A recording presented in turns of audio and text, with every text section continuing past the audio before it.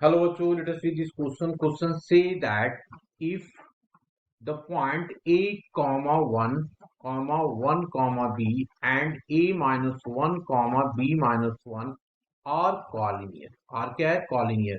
और आगे दिया हुआ alpha comma beta are respectively the arithmetic and geometric mean of a and b, then 4 alpha minus of beta का square is equals to option A दिया हुआ है minus of 1, B दिया हुआ है 0, सी दिया हुआ है 3 एंड डी दिया हुआ है 2। तो सबसे पहले हम लोग बात कर लेते हैं की कंसेप्ट का। तो मैंने लिखा यहाँ पे की कंसेप्ट और हमने बात किया अर्थमेटिक एंड ज्योमेट्रिक मीन का। तो हमारे पास अल्फा और beta are the arithmetic and geometric mean of A and B. ठीक है, तो इसको मैं लिखूंगा, ठीक है ना, इफ फर्स्ट में इफ अल्फा एंड बीटा या X comma y are respectively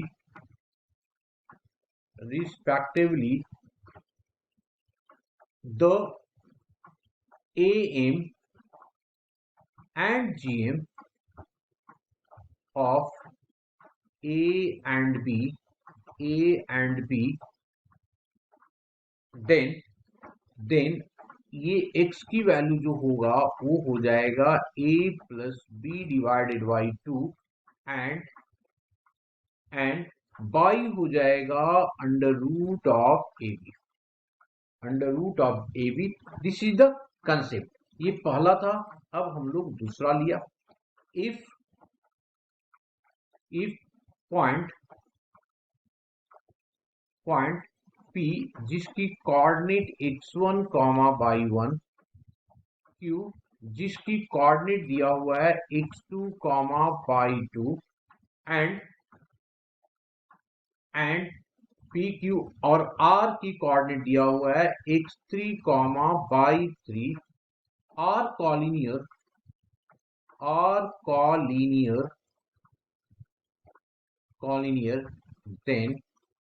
then determinant of x1 x2 x3 by 1 by 2 by 3 and 1 1 1 is equals to 0। ये की कंसेप्ट हमारा है। आफ्टर दैट हम लोग क्वेश्चन पे आते हैं। क्वेश्चन में क्या दिया हुआ है? हमारे पास 3 पॉइंट दिया हुआ है। कौन कौन सा पॉइंट दिया हुआ है? ये दिया हुआ है, given that a comma 1 comma b and a minus 1 comma b minus 1 are collinear,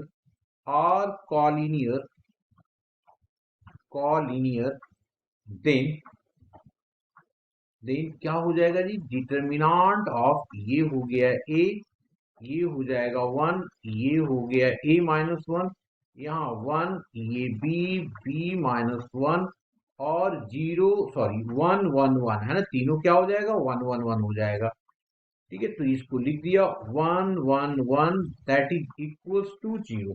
अब इसको हम लोग सॉल्व कर देंगे डिटर्मिनांट के कंसेप्ट को लेकर के। तो ये a आ गया और ये b इंटू 1, तो b इंटू 1 माइनस ऑफ ये हो जाएगा b माइनस 1 माइनस ऑफ 1 लिया तो ये आ गया 1 minus of a minus of 1 और यहाँ पे प्लस ले लिया 1 तो ये हो गया हमारे पास b माइनस ऑफ 1 और minus of b into a minus of 1 equals to 0। ये हमारे पास आ गया जी। अब इसको ओपन करो। ओपन करेंगे, देखिए क्या आ रहा है। This is equals to, open करेंगे तो ये आ गया कितना? a ब्रैकेट पहले देखो तो ये आ गया b minus of b plus of 1 minus of ये आ गया 1 minus of a plus of 1 plus of ये वाला हमारे पास आ जाएगा b minus of 1 minus of ab और plus of b is equals to 0।